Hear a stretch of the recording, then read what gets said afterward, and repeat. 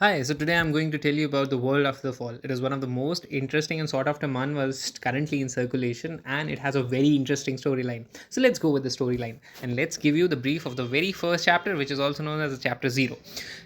The very first image in front of you shows you a giant tower appearing out of nowhere, and this is exactly how the plot begins. A giant tower appears out of nowhere in the middle of the city.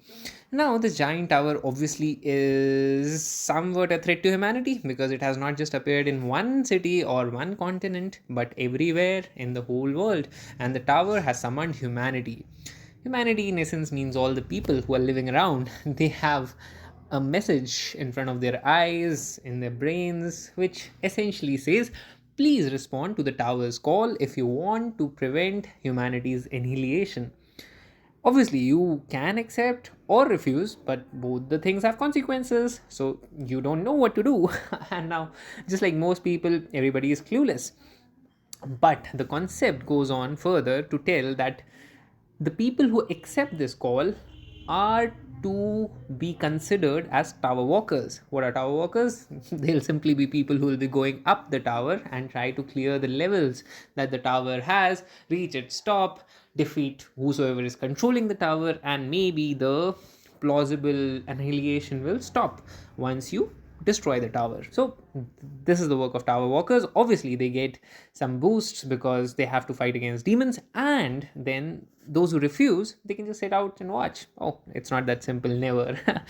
So there will be calls after this tower. Obviously I'll tell it to you in detail when I'll be discussing the further portions of this manhwa, but essentially there will be attacks onto the outside after a certain duration of time, and there will be demons going out and they'll be annihilating all of humanity. But the people who are inside will always have buffs and the means and immunities to defend themselves against these demons or these dangerous entities, but the people who are outside might not have such capabilities.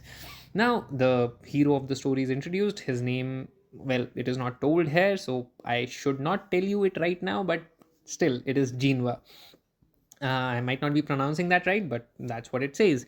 And then, moreover, in just the very first chapter 0, a regression stone is also introduced. The regression stone essentially is a stone which turns back time, and it sends you back to the time when the tower was once summoned. And the greatest capability that it claims to have is that your memories will remain fully intact. So instead of just dying or climbing the tower, until you die or you lose or either you finish the tower, there's another option. You can go back in time and maybe regression, you can try again. And then there's a graphic which is pretty substantial to the story, which is the friend of Jinwa, Yuwa, Yuhan, dying. So it is essentially he's just apologizing to the main character, and then the main character says that, oh, did you use the regression stone? He says that, no, I didn't.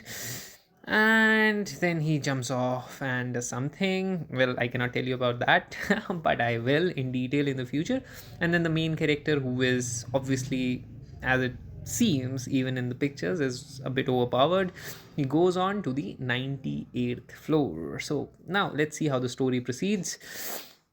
And then there's an introduction of the demon, who also sees that this one character, one individual who's going on to the next level, is rather a very valuable character. So now let us assume that this will be a very interesting manhwa, and I'll be giving you all the updates and all the details of this particular manhwa. I'll tell you the story as a brief up of maybe 10 chapters at a time, so that you don't have to read it or go through it, and you can just understand the gist of the story while listening to me.